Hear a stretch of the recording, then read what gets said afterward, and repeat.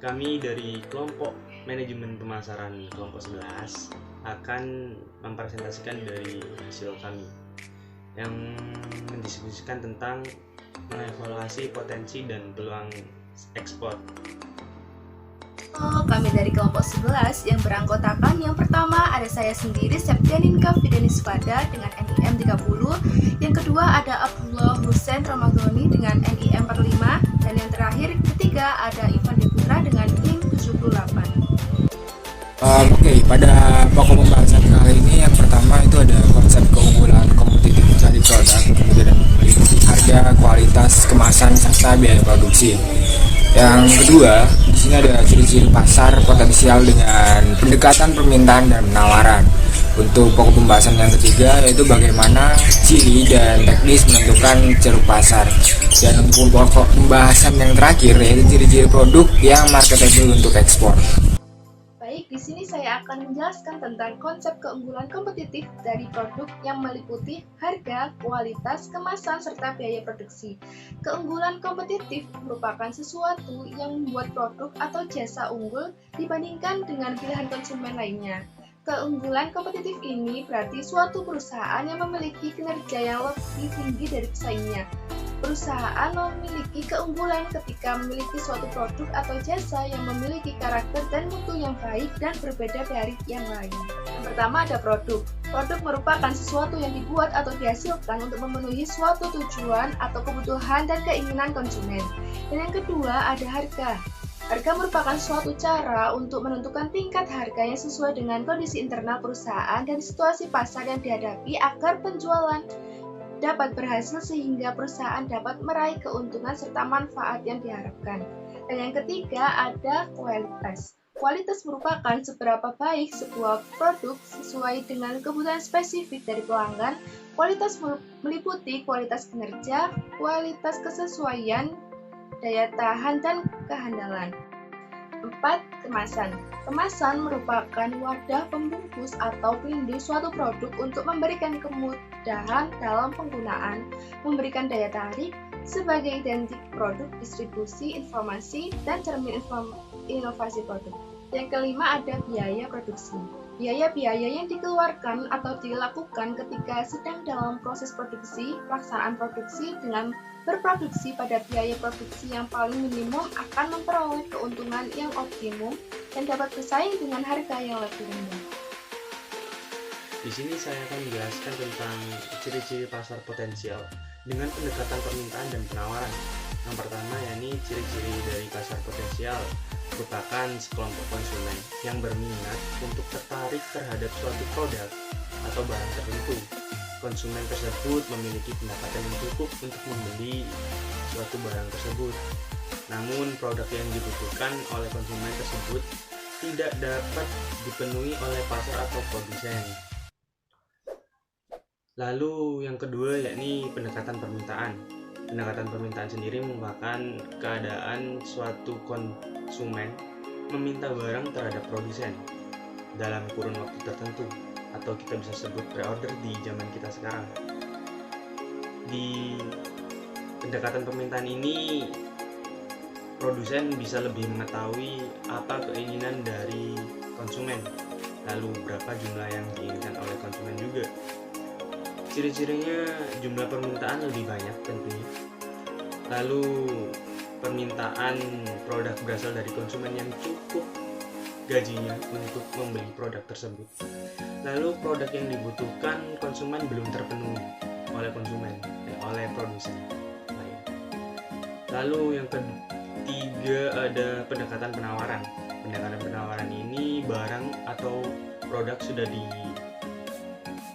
diolah atau sudah diproduksi oleh produsen, lalu ditawarkan oleh produsen kepada konsumen dan dijadikan evaluasi atau dievaluasi untuk mengetahui banyaknya pesaing-pesaing yang diproduksi tersebut dari barang yang diproduksi tersebut. Ciri-cirinya yakni barang sudah diproduksi oleh produsen. Yang kedua, adanya konsumen yang berpotensi membeli barang tersebut. Yang ketiga yakni jumlah penawarannya besar. Yang ketiga, pesaing dapat diidentifikasi. Lalu selanjutnya pembahasannya yakni ciri dan teknis menentukan ceruk pasar. Ceruk pasar sendiri adalah suatu dari strategi yang digunakan dalam membuat segmentasi pasar. Strategi ini memiliki untuk memperoleh pangsa pasar yang lebih spesifik lagi agar saat proses pemasaran produk lebih jelas dan tepat. Ceruk pasar sendiri merupakan suatu kelompok pasar yang diidentifikasikan menjadi sebuah pasar yang lebih kecil dibandingkan dengan pasar yang sesungguhnya. Ceruk pasar ini jadi sekelompok pasar saja, sekelompok pedagang. Lalu ukuran dari ceruk pasar ini relatif kecil, seperti yang saya bilang sebelumnya. Ceruk pasar itu kecil, sebagian kecil dari pasar. Yang relatif kecil, pesaingnya juga kecil yang ada di dalamnya. Beda dengan pasar segmen yang memang dalam ukuran relatif lebih besar dibandingkan dengan ceruk pasar. Dalam menentukan ceruk pasar tentunya ada beberapa langkah. Yang pertama yakni ada keunggulan dan daya tarik produk. Dalam menentukan produk atau memproduksi sebuah barang, para pelaku usaha atau produsen harus dapat memproduksi apa yang memang dibutuhkan oleh konsumen, khususnya masyarakat luas. Dan produsen harus lebih inovatif lagi dalam menciptakan barang. Lalu yang kedua yakni melakukan riset industri. Setelah melakukan inovasi terhadap sebuah produk yang akan diproduksi oleh pelaku usaha atau produsen, maka hal yang seterusnya harus dilakukan yakni analisis terhadap pesaing. Yang ketiga yakni mengenali calon konsumen. Pada langkah ini, produsen dituntut dapat melayani apa yang dibutuhkan oleh konsumen. Hal ini bertujuan untuk dapat melihat produk yang ingin diciptakan oleh produsen sesuai dengan konsumen yang ada atau malah sebaliknya. Yang keempat yakni memilih target dan memilih target segmen dan melakukan evaluasi. Setelah langkah yang sebelumnya semua telah dilakukan, maka produsen sudah dapat menentukan target dari produk yang akan diproduksi. Hal ini bertujuan untuk dalam produksi produsen mempunyai pandangan target segmen yang dituju, sehingga dapat memproduksi kebutuhan yang memang sedang dibutuhkan oleh konsumen. Oke, lanjut di poin berikutnya. Di sini ada ciri-ciri produk marketable untuk ekspor. Ekspor sendiri merupakan suatu kegiatan penjualan barang keluar wilayah suatu negara dengan memenuhi formalitas kepabeanan. Memasarkan sebuah produk ke luar negeri berbeda dengan melakukan pemasaran di dalam negeri, ditambah lagi dengan persaingan yang sangat kompetitif di luar negeri. Sehingga memang hanya ada produsen atau pelaku usaha yang memiliki daya saing tinggi yang akan menang dan dapat bersaing pada pasar luar negeri. Berikut adalah ciri-ciri produk yang marketable untuk ekspor. Yang pertama ada harga, di mana dalam harga ini produsen untuk menawar harga haruslah sama atau lebih rendah dengan harga yang ditetapkan oleh para pesaing. Atau produsen dapat merendahkan biaya produksinya dari biaya produksi negara tujuan ekspor. Dengan menerapkan prinsip seperti itu, maka produsen atau negara pengekspor memiliki keunggulan yang kooperatif. Untuk ciri yang selanjutnya ada mutu produk. Mutu produk harus dapat memenuhi dan sesuai dengan selera konsumen. Di sini produsen berperan penting dalam menjamin mutu dari produknya. Selanjutnya ada waktu penyerahan.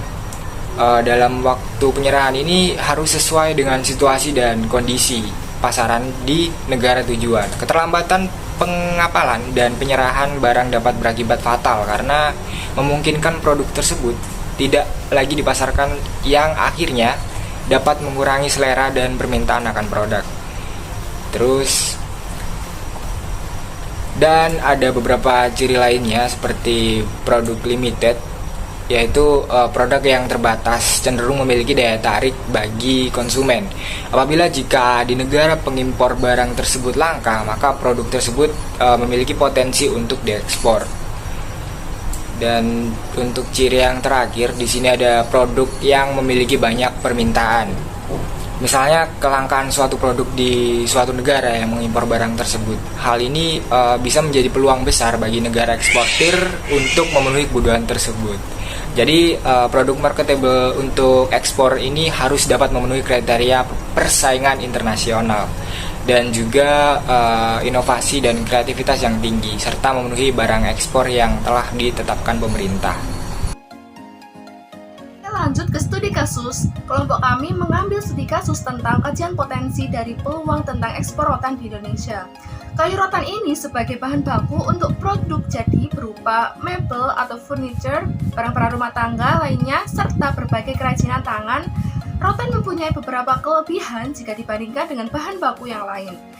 Kelebihan dari kayu rotan ini seringkali menjadi faktor pendorong bagi konsumen untuk membeli produk rotan, yaitu antara lain harga yang relatif sangat murah, kuat tahan lama, indah dan nyaman dipakai, ringan serta mudah dipindah-pindahkan, dan mempunyai cita rasa seni. Dengan daya tarik rotan tersebut, akhirnya terbuka peluang bagi berkembangnya industri barang jadi baik di Indonesia maupun di negara-negara yang lainnya yang miskin bahan baku. Bagi Indonesia, ketersediaan bahan baku bukanlah masalah, dan jika faktor ini dikelola dengan bijaksana, sangat mungkin hal ini akan menjadi suatu faktor untuk merebut pasar rotan barang jadi dunia. Sebagian besar impor barang jadi rotan di dunia ternyata diperuntukkan bagi kelompok komoditi kursi. Nilai impor kelompok komoditi ini di dunia sudah berkembang menjadi 3,37 miliar US dollar per tahun. Segmen pasar lainnya yang juga sangat potensial adalah kelompok mebel rotan. Kontribusi kelompok ini meningkat setiap tahunnya. Kelompok yang paling rendah tingkat impornya ialah tikar rotan yang dimana hanya bernilai 158 juta US dollar. Namun kenyataannya Indonesia justru jadi pengekspor barang jadi rotan berbentuk tikar rotan yang terbesar. Pangsa pasar tikar rotan juga meningkat dari 6,5% menjadi hampir 2 kali lipat pada tahun 1986 sebesar 12,1%. Sementara itu komoditi lainnya mebel rotan, keranjang rotan, dan kursi masih rendah tingkat ekspornya. Sekian presentasi dari kelompok 11. Mohon maaf apabila ada salah kata. Kami akhiri sekian. Terima kasih. Wassalamualaikum warahmatullahi wabarakatuh.